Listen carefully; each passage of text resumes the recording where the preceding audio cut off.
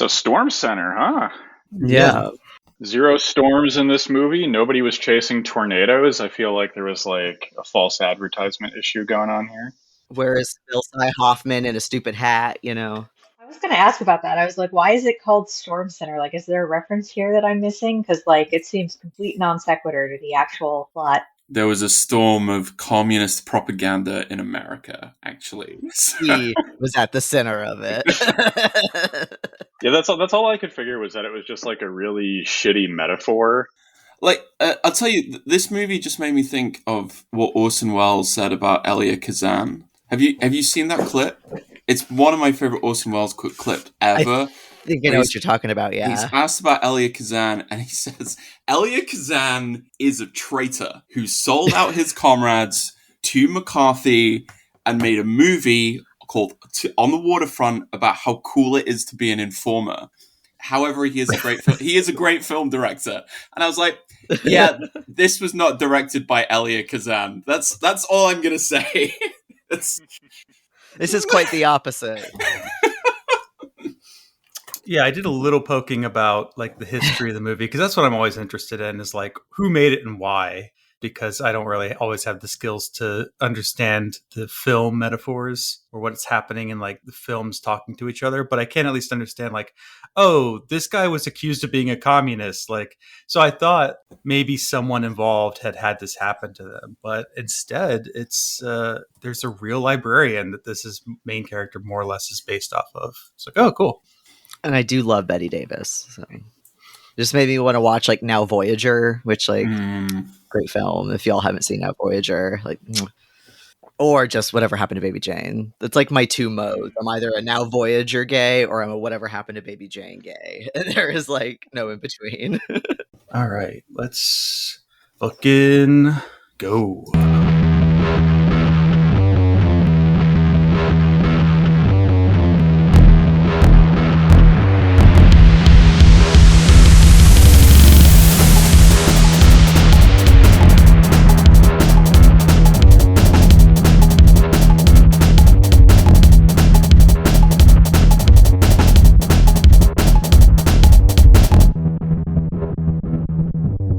I'm Justin. I'm a Skullcom librarian. My pronouns are he and they. I'm Sadie. I work IT at a public library, and my pronouns are they, them. I'm Jay. I'm a music library director, and my pronouns are he, him. We have guests. Would you like to introduce yourselves? Boo! You chose this. I'm Ash. I'm one of the co-ghosts of Horror Vanguard. Pronouns they, them. And I am one of the other co-ghosts of Horror Vanguard. My name is John, and I use he, him pronouns. Spooky applause this time. I've had that there since the last time you were on, so thank you for coming back. Oh, anytime. This is the most fun. So we're going to talk about a spooky, scary movie. About communism. Oh, communism. So we're going to be talking about 1956's Storm Center, a movie that was originally titled The Librarian, I believe. And we are still in the process. We're looking very strongly into how it got the name Storm Center. Best research team is on it. But it is a story about a small town New England library that has to deal with a little bit of a scare of some sort, a little bit of a frightening moment, a little bit of a spook. Maybe a specter, if you will. Mm-hmm. Something is haunting the stats. Weirdly, this is a film they don't make you watch in library school, but I think they should make you watch this in library school over Party Girl and Desk Set. Which, I mean, Party Girl and Desk Set are way better movies than this. But, yeah. Still. I assume this would be required viewing for everybody who works in every single level of the American library system. I'm somewhat surprised. What's going on? I never heard of it. Yeah. And I love Bette Davis, and I had never heard of this. Yeah, no, they just make you watch Party Girl in grad school. That's it. It's a fun one. Yeah. Well, as I've always said before, I am not a great scholar of film, and so I wanted to open it up to our guests for their opening thoughts about this movie. Maybe set the tone for us. Well, Ash, I think it's over to you. I actually have a précis written for this if you want me to read it. I knew it! Absolutely! Surprise! That's what I was got caught out once. Called out once on left page / Here Be Media for not having a Précis. Wrote it during the show and have since never not had one out of fear of not having one. So I didn't want to be presumptuous and rude to our guests, so I was poking for. Does Ash have a Précis? Please feel free. Oh yeah, and I thought a bunch of crazy nonsense with this one too.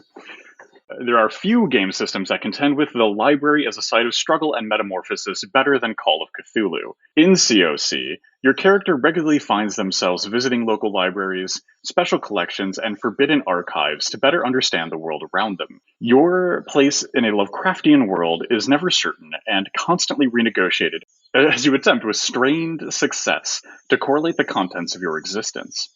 It's a shame that HPL died when he did. Even with his evolving socialist politics set aside, the style of historicized fear that he excelled at writing defined America during the Cold War. Senator McCarthy is a poor man's copy of a Whately or an Armitage. The idea of a book so compelling, so challenging that it drives one instantly insane is not just Lovecraftian, but the corner conceit of Storm Center.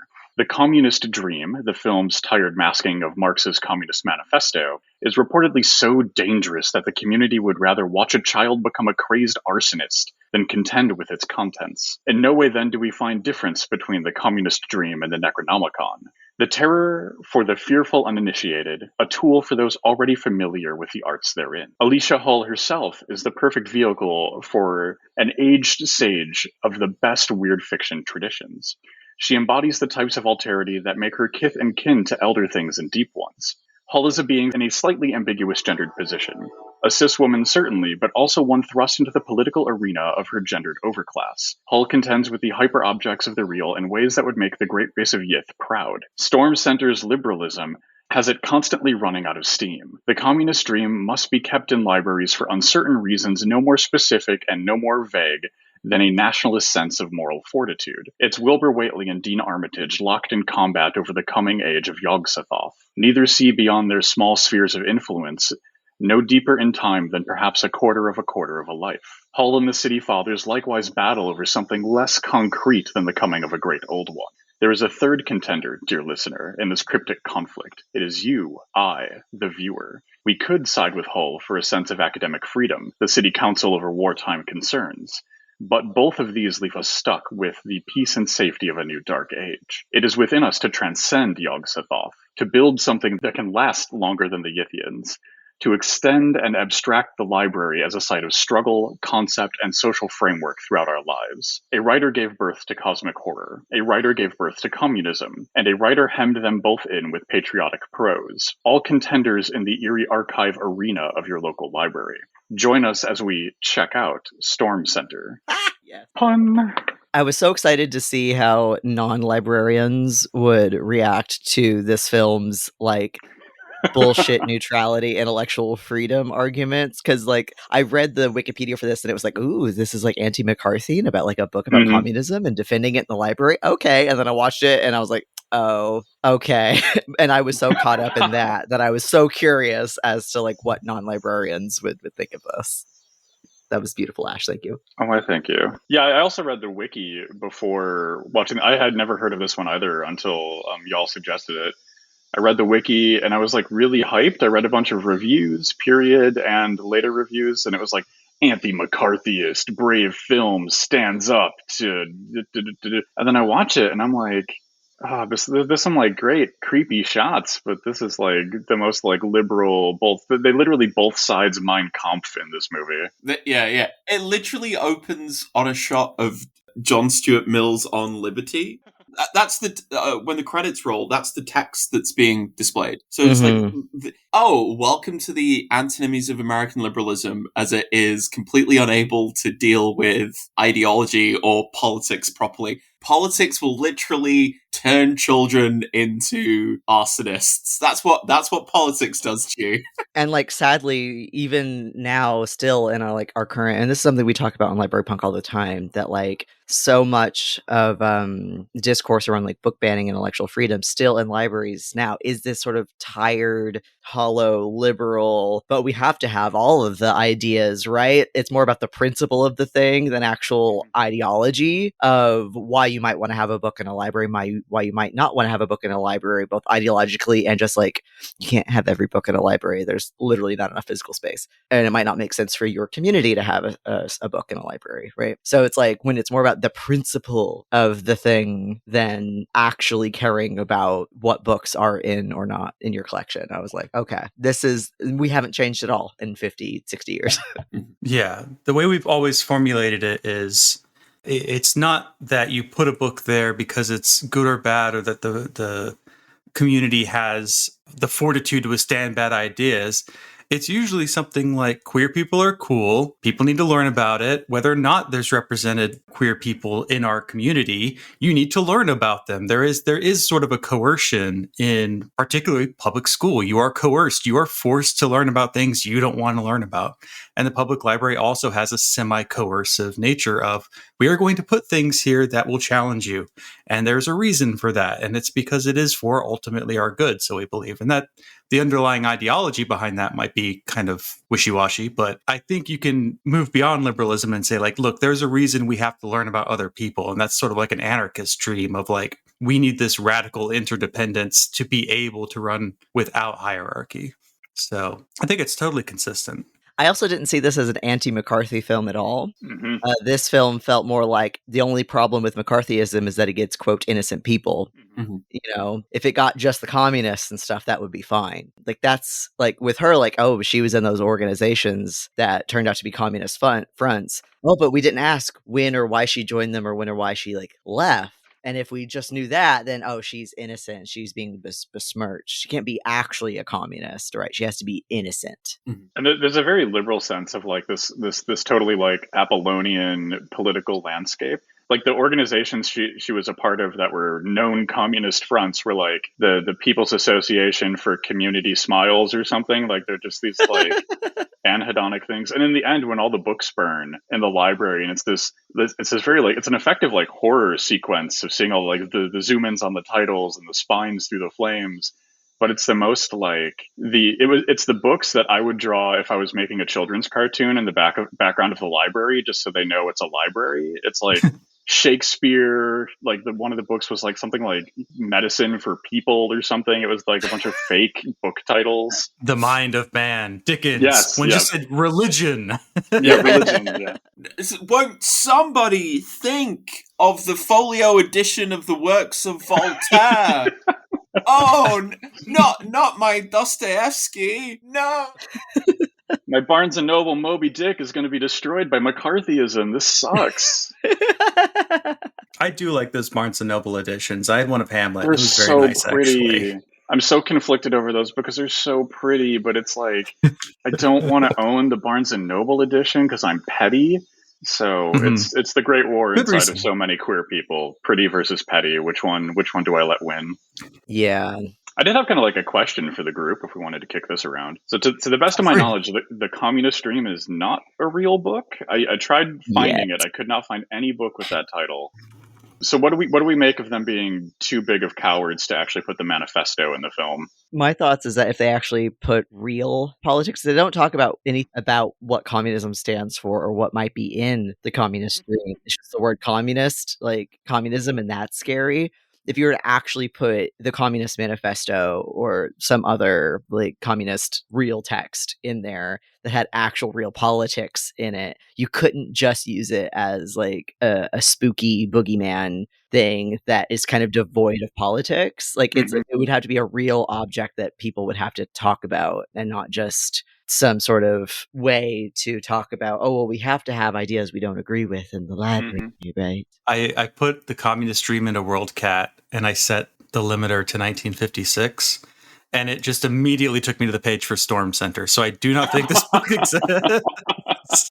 Perfect. I think it's a level of abstraction. Yeah. They were afraid to I think they were a little bit of a contempt for the audience, where they thought, this was in contemporary reviews too, they're like, it's a little preachy, whatever. But they thought maybe if you saw the manifesto, you would just lose your mind and stop paying attention, which is actually fair. That's called a worldview defense. If you have something that challenges your worldview, you do shut off. So It's a rhetorical technique. I think it makes sense if you're trying to make a point. And there's a wider kind of representational problem here, right? Which is that you can't, within the ideological framework of any mainstream American culture, you can't represent communism as an actually existing thing, right? You can't do that, right? It's why this is a horror movie. This is a horror movie, and it's about it's literally about the ghost of communism that is haunting the imagination of small town America, right? I just was thinking of Brecht's famous poem in praise of communism. Where Brecht's, it's a very simple poem, and it's like, no, communism is very simple. You can grasp it because you're not an exploiter. It is the simple thing which is hard to do, and it's like, so necessarily you can't have it kind of concretized. It has to remain sort of spectral because ghosts are easier to manipulate. And something I find interesting is that, like, as critical as we all are of the sort of like liberal intellectual freedom defense that's in this film, at least that defense is taking all readers, including children, seriously, and their ability to comprehend things that they might not agree with. Like this film still assumes that someone reading The Communist Dream wouldn't automatically make them a communist, sadly, right? Like, it's still like, well, people can read this and know what's in it and be fine, even a child. Like, it weirdly is also making that argument, so I don't know then why it doesn't take its actual real audience as seriously as it does the fictional audience that's of readers in the film. Well, you did mention before we started that the Hays Code was still in effect. That's also true. To what extent do you think that might have impacted it? I mean, the Hays Code was also sort of getting onto its like last legs, right? Like, famously, sort of like Some Like It Hot was sort of the last nail in the coffin of the Hays Code, because it was just like, we don't know what to do with this, right? So like it's nearing the end, but like the fact that it can even talk about communism and even paint it like, obviously I would not call this a pro-communist text at all, but it still defends the right for a library to have a communist text in it and for people to read said communist text, which I think is still saying something for a Hollywood film at the time during McCarthyism. So part of me just thinks like some things that would get around the Hays Code were because the censors didn't know what was going on because they were all stupid.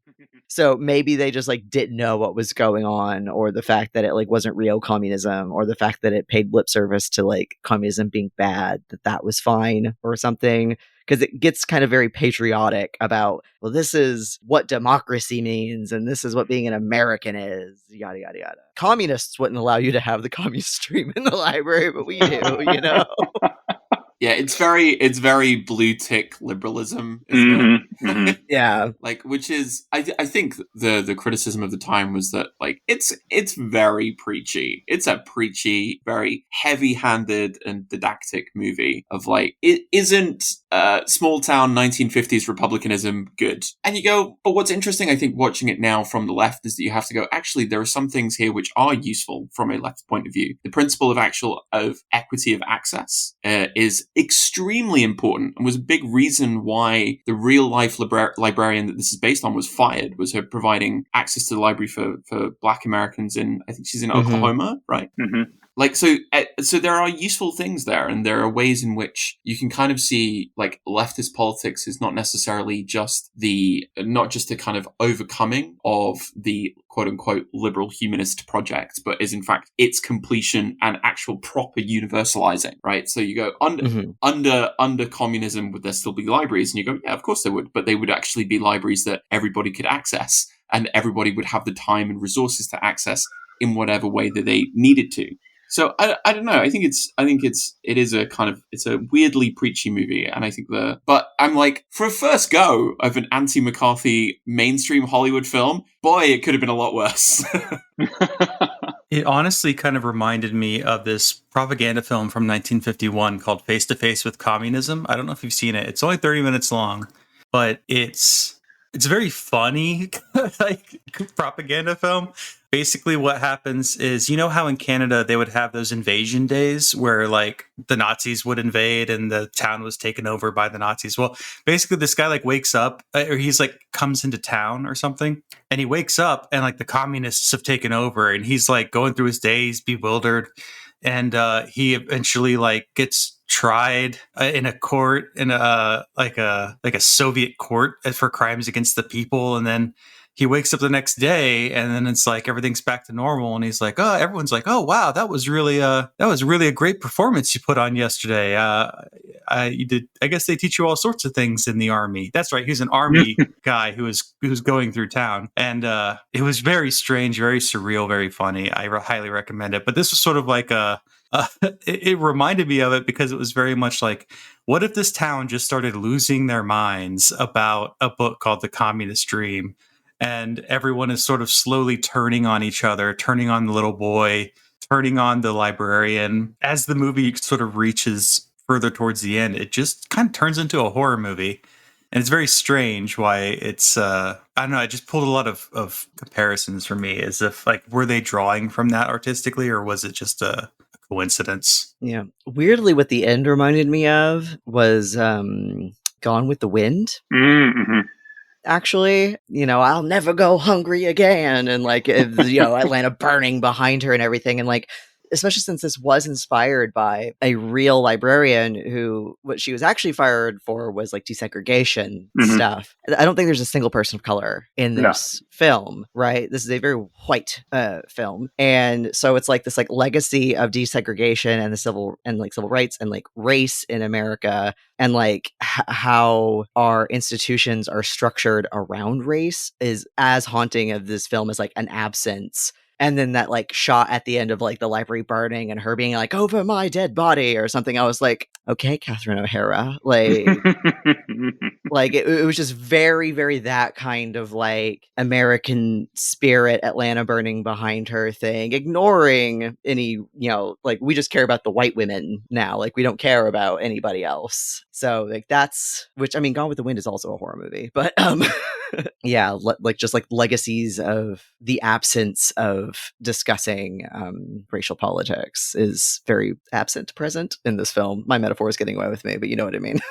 Yeah, totally. No, I completely dig it. I think that's very apt to latch onto like the fact that this was, I think it's like Ruth Brown was her name, the librarian, that this is like loosely based on the life of, like, being fired for like doing civil rights activities like years before the civil rights movement proper would be kicking off. And like to have that be completely absent from the film, I think reflects the film's broader political discourses, because at just about like every turn, like I think there's for the most of this movie while I was watching, I was like, oh, they're doing something cool with Alicia Hall's character, right? Like this is before women could have bank accounts, and here she is like the leader of this library. She's got her own home. She's like going toe to toe with the city fathers over some planning issues. I was like, it's a little basic, but we're doing some cool feminism stuff. And then at the end of the movie, like, it's like, oh no, all of her goodness, all of her virtue, it's because of her dead husband, who was so patriotic that even his patriotic friends were kind of freaked out by it. And so it's like, oh no, she still needs that. She still needs to carry the dead weight of ghost husband around forever. Yeah, I think in my notes near the end, I literally wrote Lee Edelman has entered the chat.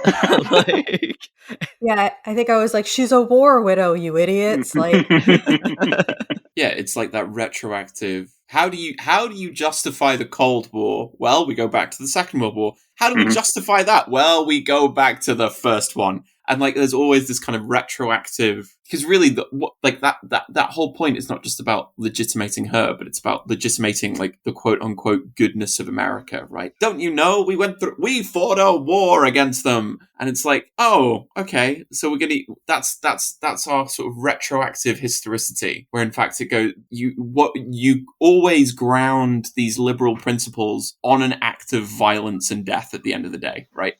But he was so patriotic. That's why he went off to be murdered by another state. It's good, you guys. We were married for 2 minutes and then he died a hero. I mean, you joke, but that is sort of like the Whiggish view of American history you're taught in school, is a series of wars and great patriots. So, I mean, yeah, this could be a propaganda film. I think that's probably why it reads like one. It's like, this could be a propaganda film shown to children, and just one that's a little more liberal in its outlook.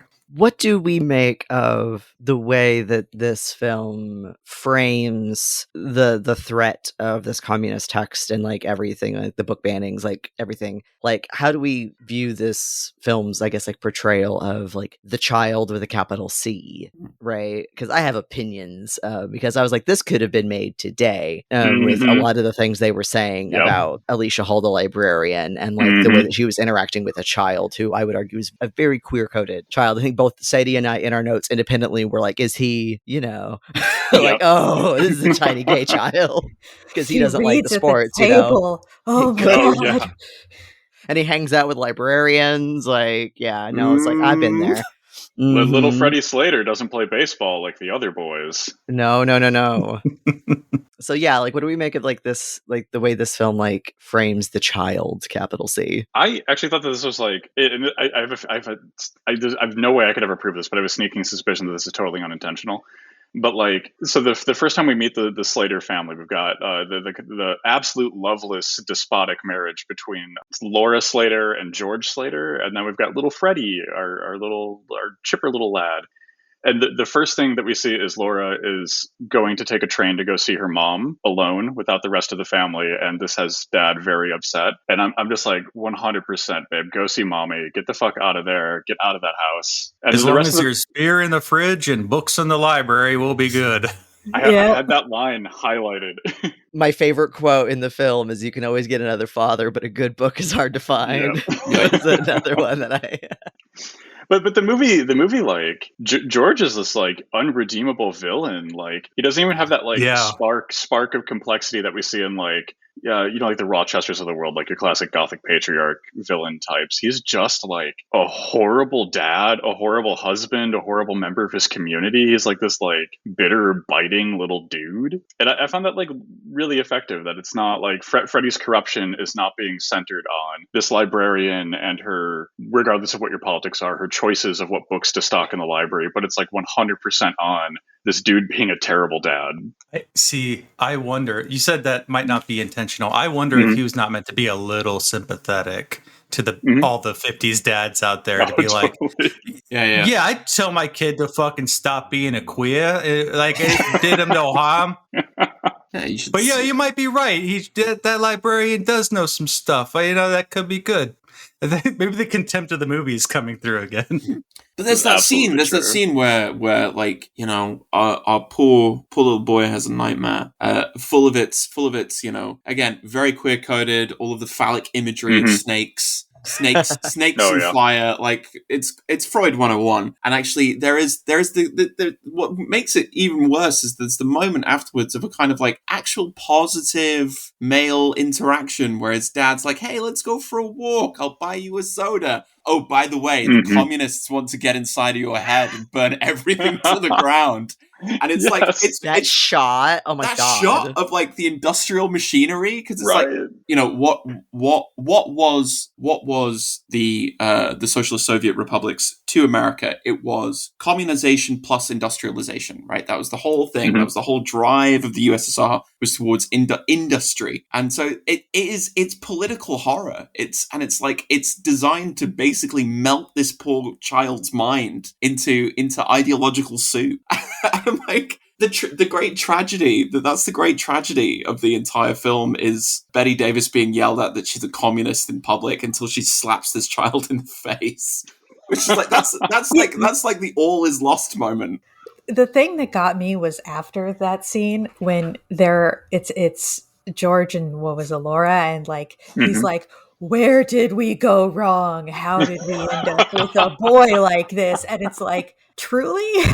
Like, respectfully. I also the one good redeeming moment for the dad is when he takes the advice of the librarian. She was the one who said, "Why don't you take him for a walk and buy him a soda? Do you know if he likes soda?"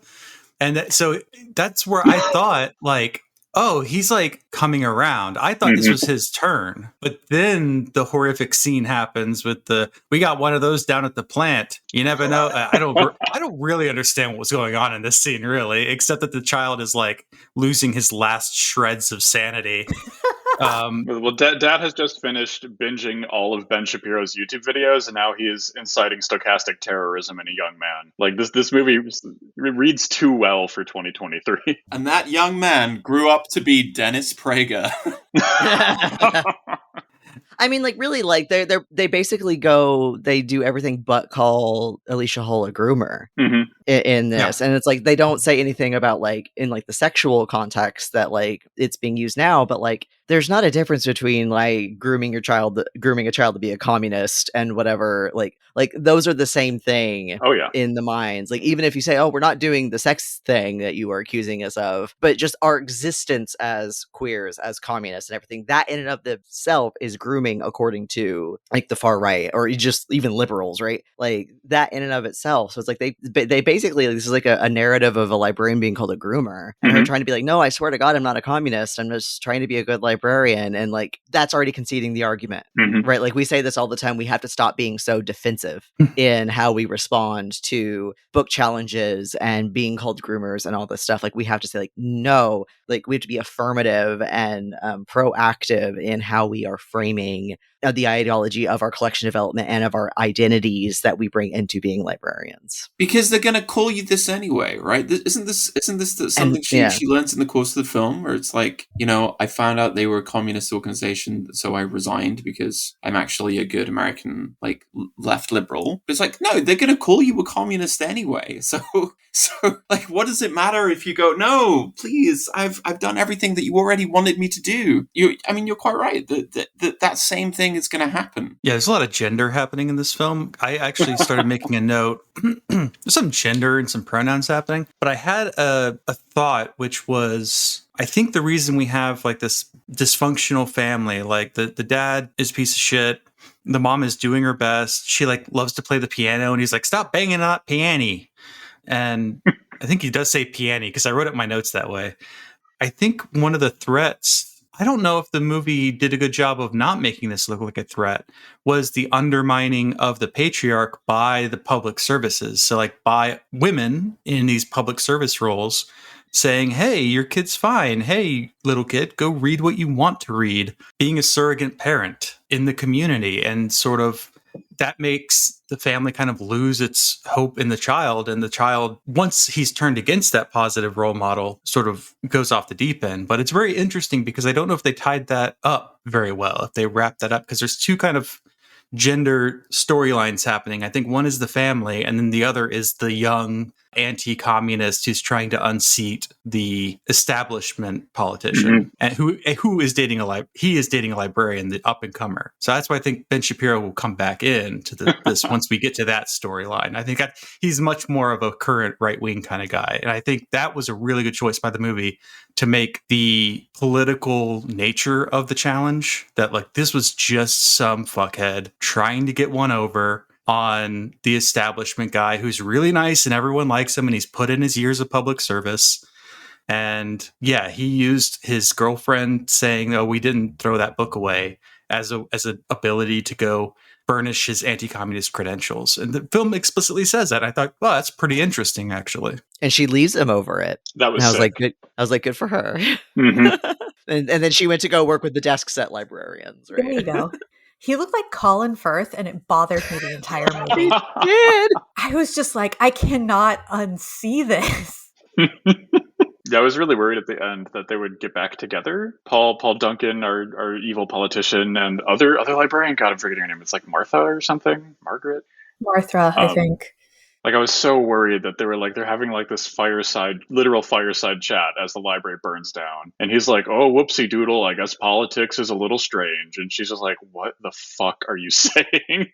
And just dumps him flat right there. That was just, it mirrors Alicia's, like, life story really well, because she also loses her husband to be early on in her life. And now Martha's doing the same thing.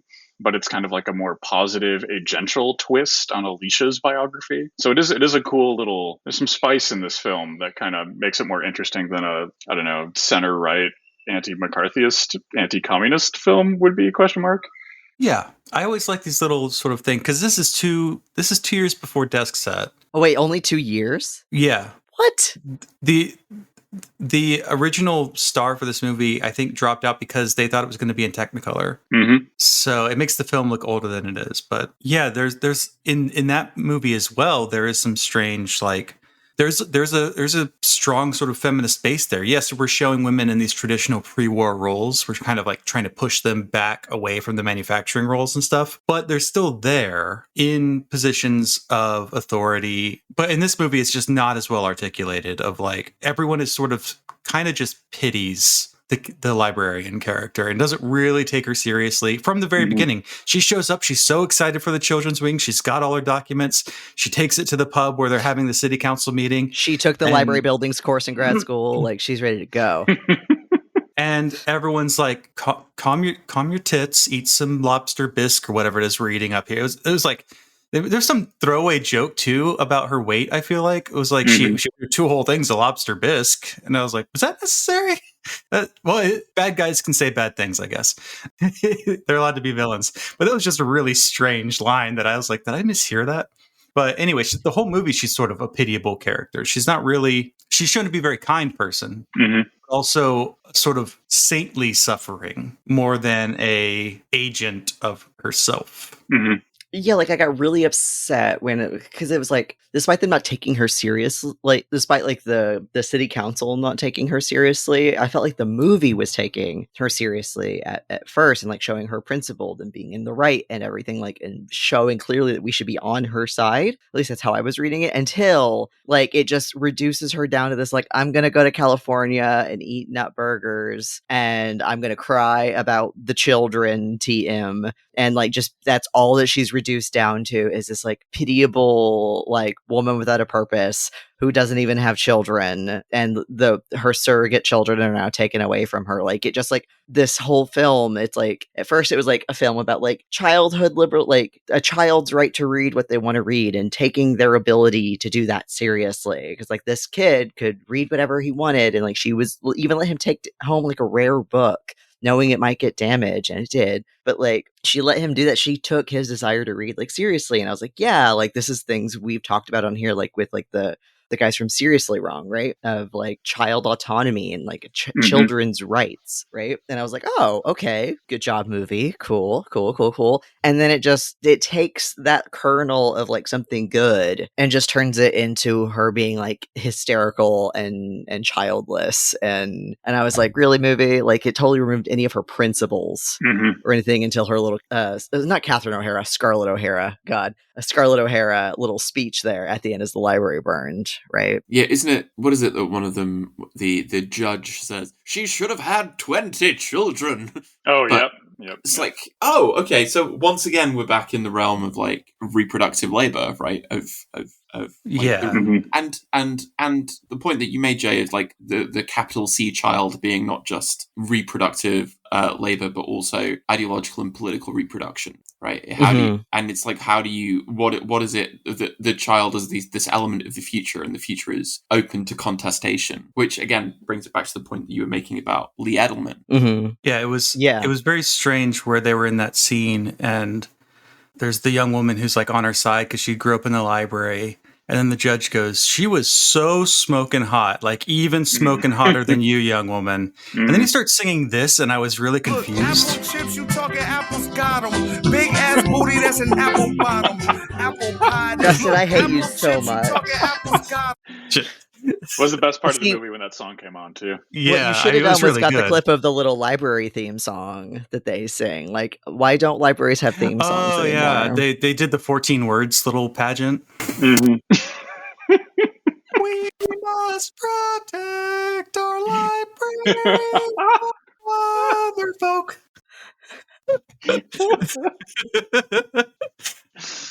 Oh dear. This is a thing they did in the 50s. Like, it was a legitimate, like, that was actually really, thanks for bringing that up, because that was really a genuinely like major thing that like I think like it was part of Nixon's campaign too, was putting like white women on stage in white dresses and white gowns and saying like, look at this purity that we have. So yeah, that was really interesting that they put that in there in 1956. But I mean, we've already mentioned that that Ruth Brown, the real librarian, was pushed out for being a member of pro-civil rights organizations, and it would have been really interesting if they had somehow moved that into the movie in some way, where like, you know, the new up and coming guy was a segregationist, and the guy in power, the judge in power, was not, because he was older and more conservative or whatever, more principled. That would have been an interesting angle to throw in to show like, look, this is all about something else. But instead, they were just like, oh, it is about something else, but it's just about political rat fucking. That's really the major danger here, is that conservatives love to rat fuck each other. And isn't that awful? And it's like, that, okay. Everyone's solutions and everyone's ideology is so individualized in this movie, where it's like, if only we just had good people, then we wouldn't have this runoff problem. That's actually, so when I watched this with Leon from Here Be Media, and something he like said was like this, I wrote it down in my notes, but that like this whole movie could just be summed up as individual approach over community approach, even towards like the concept of a book ban, right? Like, and this is actually something we talked about with Emily Knox, who is a scholar of book challenges, when we had her on, that was last year? Yes. Where it was like, I brought up the point that like, you know, anytime we talk about like book challenges or like a collection development, it's like, it's always so like this single book and what it does, rather than like its place in a community and everything. And so it's like, as long as you alienate everything and make everything an individual thing instead of its role in a larger ecosystem and how everything works together, then it's like, oh, then I guess communism can't happen then. Yeah, there's no collectivity, right? You can't have, you know what I was thinking of watching this is like, there are no actual communists here, because they would actually have. There's an incredible story in the book Hammer and Hoe, by Robin Kelly, and Robin Kelly tells a story of going to visit Alabama sharecroppers in like the 1920s, and how the Klan used to try and like run black farmers off their land, and he asks one guy, you know, how did you stop them? And the old guy just pulls out the drawer in his side table and pulls out a box of 12 gauge shotgun shells and a copy of Lenin. He goes, that's how. But box of shotguns and Lenin's What Is to Be Done. And it's like, yeah, that's what in the context of like mid 20th century racialized American capitalism, that's what the actually existing communism of the time was. And it's like, I think this point about individualization is really important, because you see kind of like contemporary traces in it in like capitalist realism and responsibilization, right? Oh, if only librarians were making better choices. Like there's a joke in Futurama which I was made to think of watching this movie, which is from the episode Bender Should Not Be Allowed on TV, where right at the end, after Bender's had like a super offensive run on a sitcom, goes, parents, have you ever thought about turning off the TV, sitting down with your children, and hitting them? Most, perhaps all the blame rests with the parents. That's right, you! And so I ask you this one question. Have you ever tried simply turning off the TV, sitting down with your children, and hitting them? We're just so busy. Well, make time. It's like, because this is always the argument, right? If only we had good individual people who would make the quote unquote right choices, which are not political, because you can't think about it in a political sense. No. Then none of these big political problems would exist anymore. I'm sorry, John, did you mention capitalist realism? I inevitably did, yes. Mark Fisher mentioned.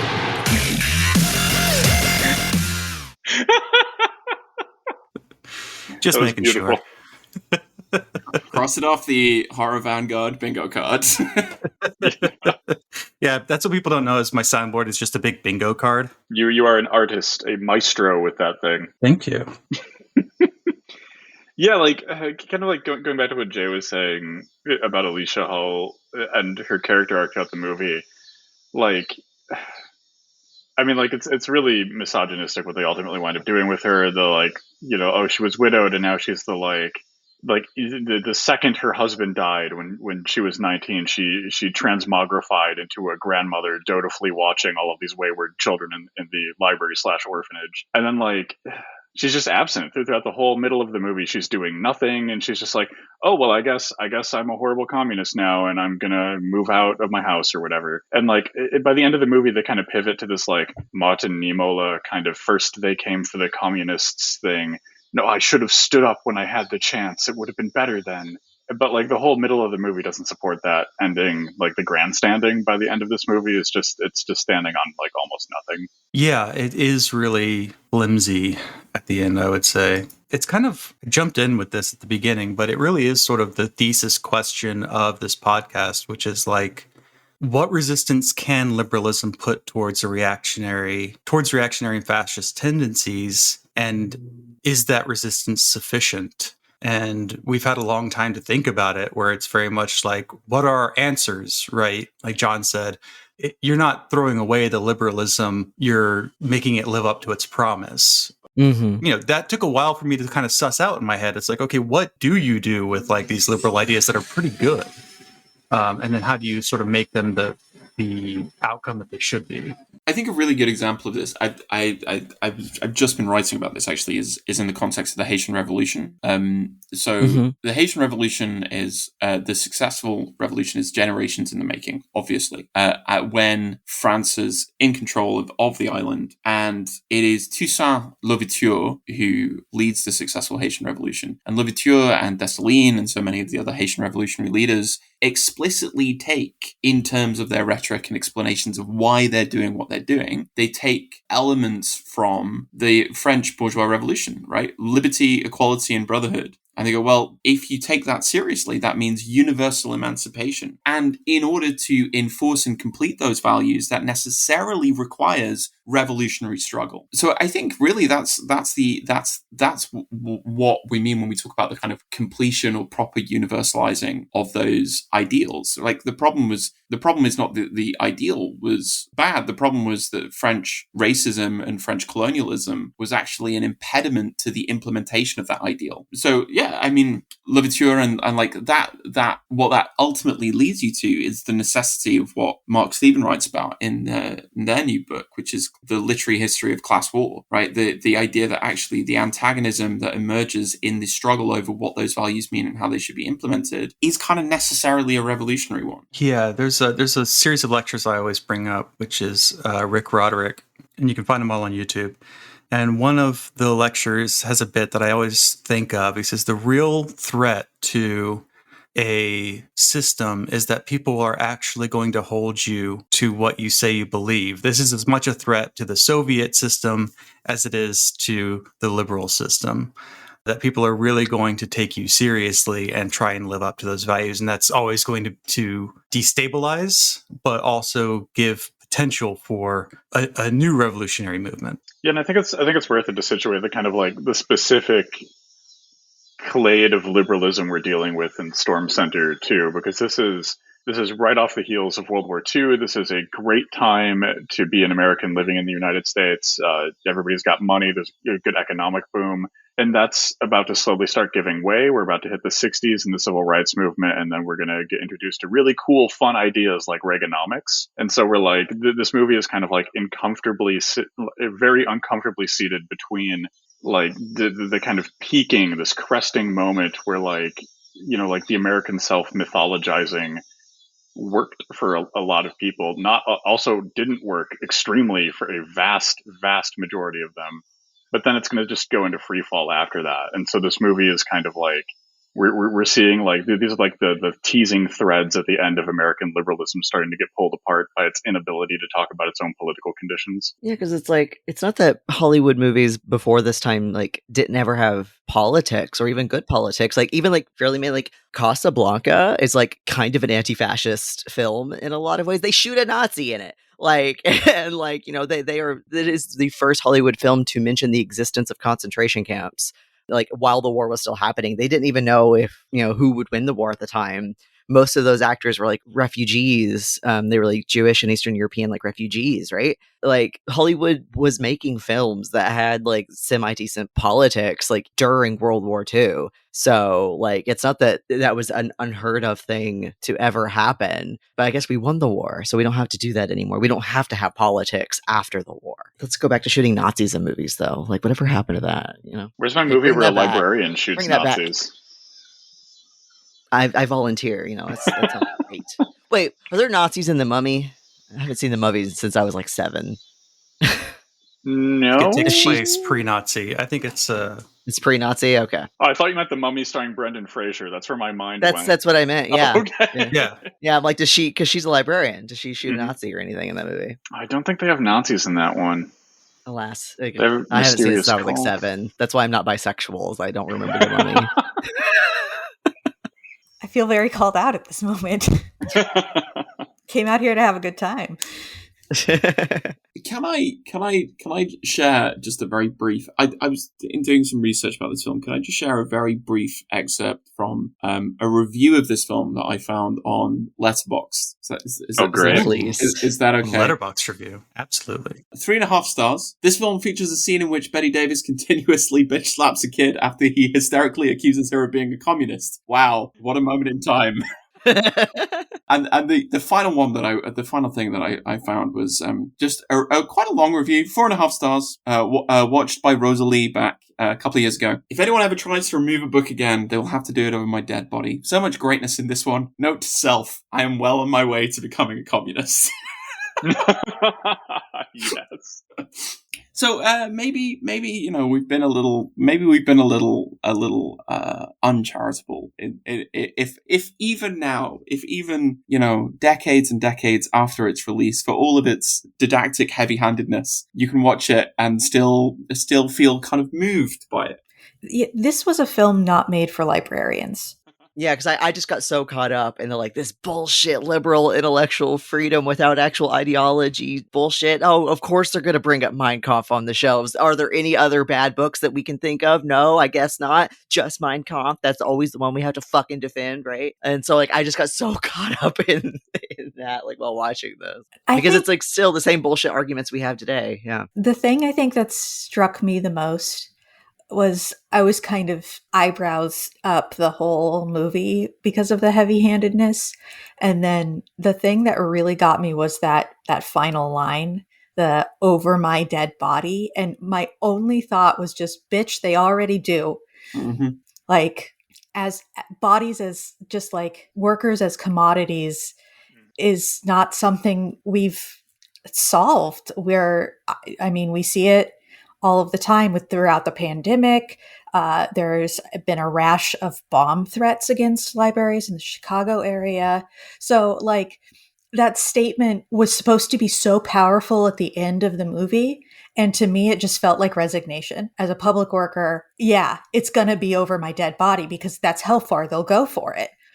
It didn't leave me with the hope that it was trying to convey, which is why I say it's not a movie made for librarians. It's a movie made for people to look at their libraries and feel that way. It's not made for the people who are already doing it over their dead bodies in some very literal senses. Mm-hmm. This is the movie version of every author who gets asked to keynote at a library conference, and the only thing they can talk about is their public librarian when they were a kid that showed them that reading was magical. Oh my God, yeah. And that we all if you are this author and you are listening, we hate you. Please come up with a new line. Just please. We've heard it. My librarian, I never had magical librarians. That's not, anyway.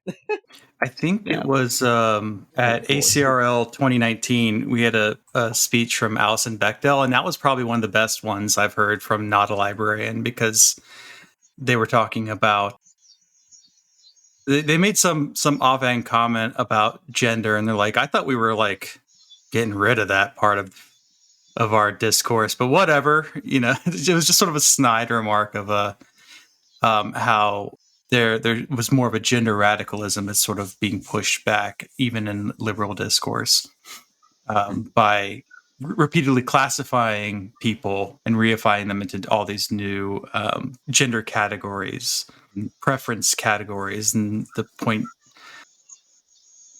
they were making was no, we don't need to do that. That categorization is unnecessary. Metadata librarians, I hope you just heard that. I have a note that just says age before no fault divorce. Well, and on that note, the young librarian Martha, when he's like, oh, well, why won't you marry me yet? And she's like, well, I already did that. Like, how bad was that she actually apparently got a divorce from it? So like, and then you're going for the politician. Bad choices. Yeah, going for oh gosh, like a Matt Gaetz looking motherfucker. Oh God. Oh, that is the most brutal diss I've heard in a minute. I can just see him at his desk going, "Bring a bucket and a mop." Oh. Ash, are there cicadas where you are, or is that on Justin's audio? Oh, those are my cicadas. I'm training them currently. Oh, good. To distribute copies of the Communist Dream to libraries across the country. You should teach them some arias. Yeah, send me good recommendations for arias that cicadas can learn quickly. I was like, no, this sounds like that bit in The Empty Man where there's all the cicadas and then they all drop out all at once. The Empty Man would have never asked a librarian to take the Communist Manifesto off the shelves. I mean, he wouldn't have. That's why I vote Empty Man every time. I know it's controversial, but I'm going to keep doing it. Listen, he and Lee Edelman would get along so well with their fucking like queer negativity and death drive bullshit. Like, no, we're going towards nihilism. Like, reject this reproductive futurism, baby. It's going to be a bloodbath. I am pro Empty Man now. He's actually a hero. He's a comrade. In so many important ways. The Empty Man has filled our hearts. Oh, stop it.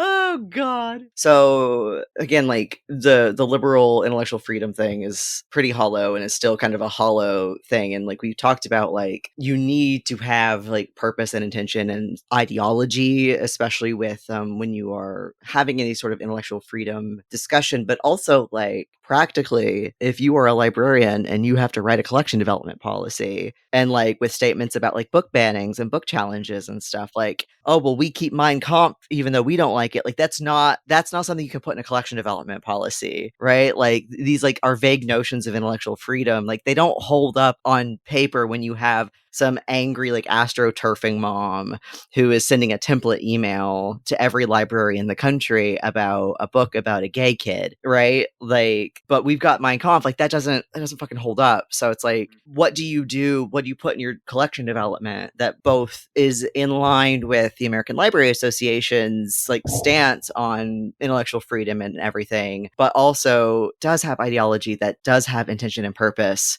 that won't get you fired, hopefully, right? Like how do you say, no, we're not going to let Nazis use our meeting rooms, but also we do think intellectual freedom is important. You know, I feel like this film is like a warning of like librarians. If you don't fucking have ideology behind your intellectual freedom, this is the shit that happens, right? Like this, it doesn't help you. You need to actually be proactive and intentional.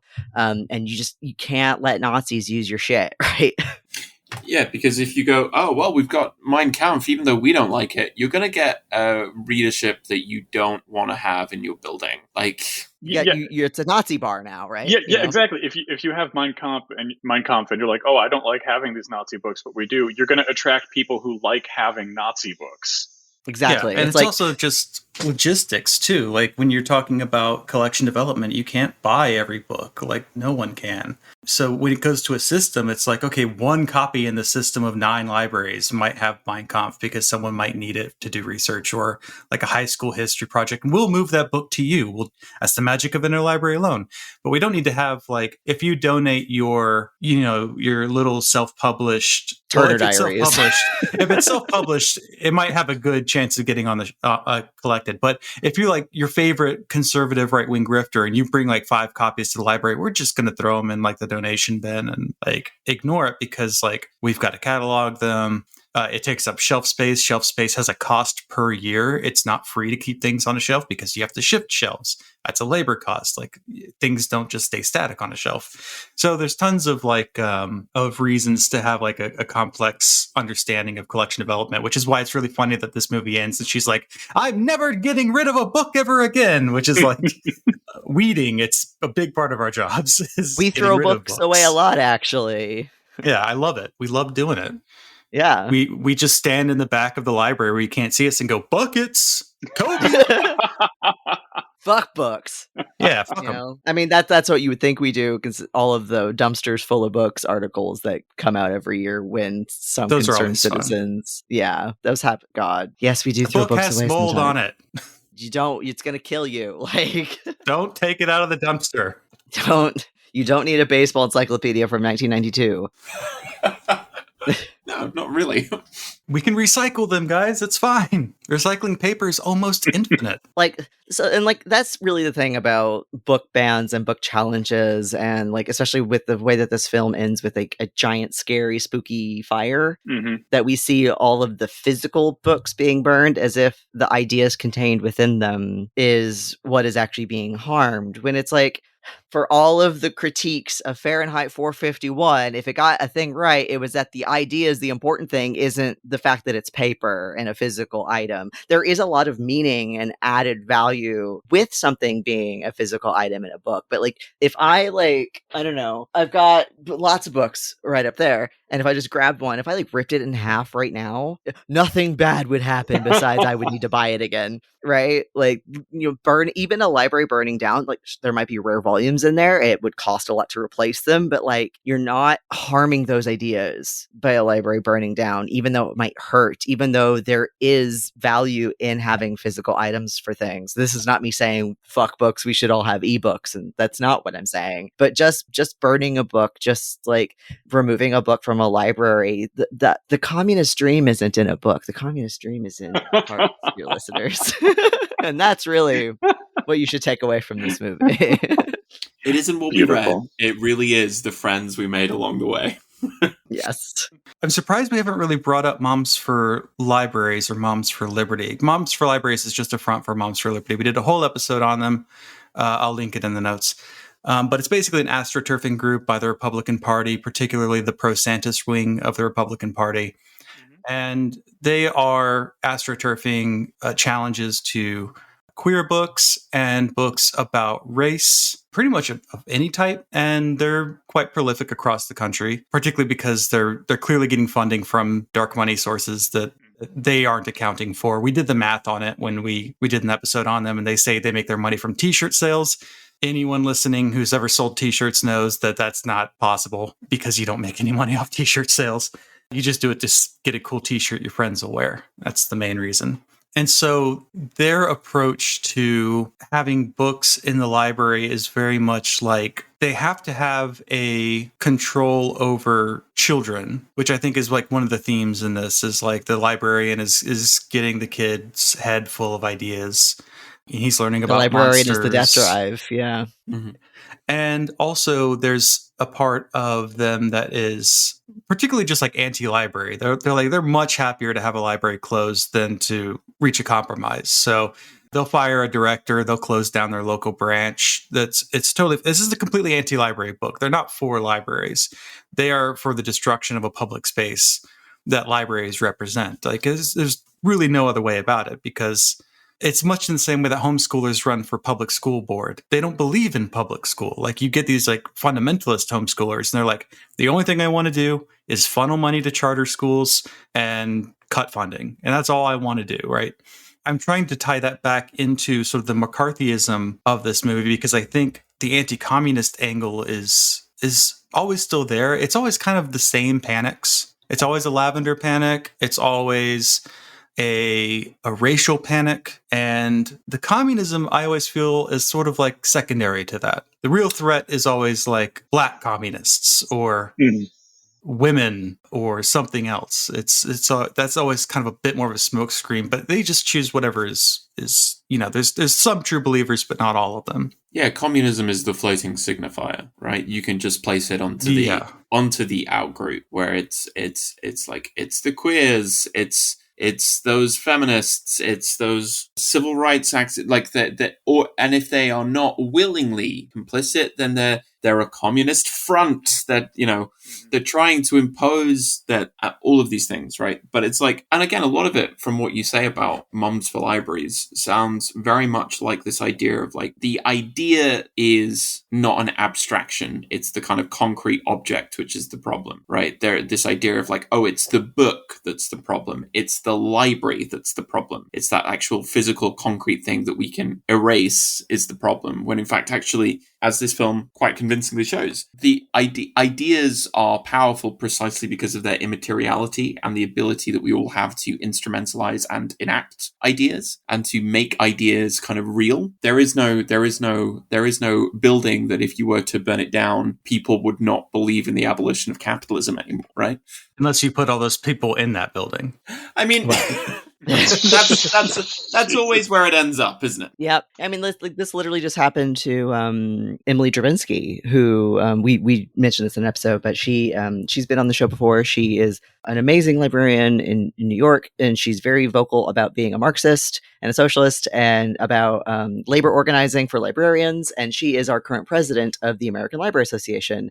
And when she first got elected at the beginning of the year, or like last year, whenever she made a tweet being like that she couldn't believe that like a Marxist lesbian was now the president of the American Library Association, and fucking right-wing chuds found it. And now all of these various state libraries are like attacking her and leaving the American Library Association, all of that because she's a Marxist and because she's a lesbian, and those are the same thing. Mm-hmm, mm-hmm. Like there didn't have to be a distinction between, like, if she could have just tweeted that she was a Marxist, she could have just tweeted that she was a lesbian. It doesn't matter. Those are the same thing. Like the Red Scare was also the Lavender Scare. Those were not two separate things. Being queer and being communist are the same thing. I mean, obviously those are two. Me going and like doing a sodomy is not communism, but it could. But it should be. It should be, right? But like, you know, those are the same kind of threat to the idea of America, right? Of the right wing, of capitalism, of all of these things, like being a communist and being queer,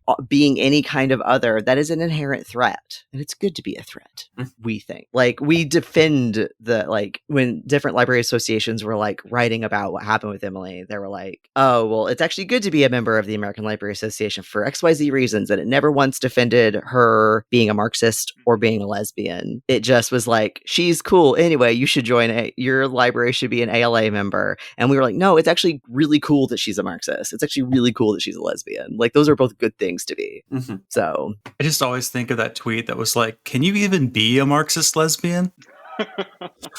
Are they going to kick you out of Marxist church for being a lesbian? Can you get gay Marxist married? I thought that was against their religion. Wait, this isn't what ML stands for? Have I been misled this whole time? I thought MLM was Marxist Lesbian Mommy. I thought that's what the whole thing was. Oh, man. Well, joke's on me. I feel like such a fool. You broke Jay. oh, God. Let's go, lesbians! Let's go! When Shannon listens to this, Shannon is going to lose her mind. Anyway, everyone, go support your local public library. Go support your local public librarians. Go request that your library buys books about communism. Go run for your library board. Go do that, yes. Many of them are appointment, so you just fill out a form and you send it in, and then hopefully one day they'll call you. That's how it works for the last two cities I've lived in. Even if you're not on the board, go show up to the meetings because you can, because they're open to the public as it being a public library. Often they'll be like, here's the Zoom link or whatever. Go be annoying. If there's one place on this earth that you can be annoying, it is at your library's board meetings. And you should. Any final thoughts? Thanks for having us on this show to discuss a spooky movie and not a book. I mean, once again, I feel haunted by the vanishing of an MLM movement in this country, and maybe the public libraries are where we should start bringing it back. But yeah, thank you so much for having us on. Also, Ash, we never do episodes about books. That would be fuck books. A little too on the nose. We're definitely not having a very cool episode about a book coming up in October. Not at all. That's true. But that's a special book. Hey, libraries have movies. Libraries have DVDs. That's right. That's true. All right. Well, then. Fuck them kids. is also what you should take away from this. Fuck them kids. And good night.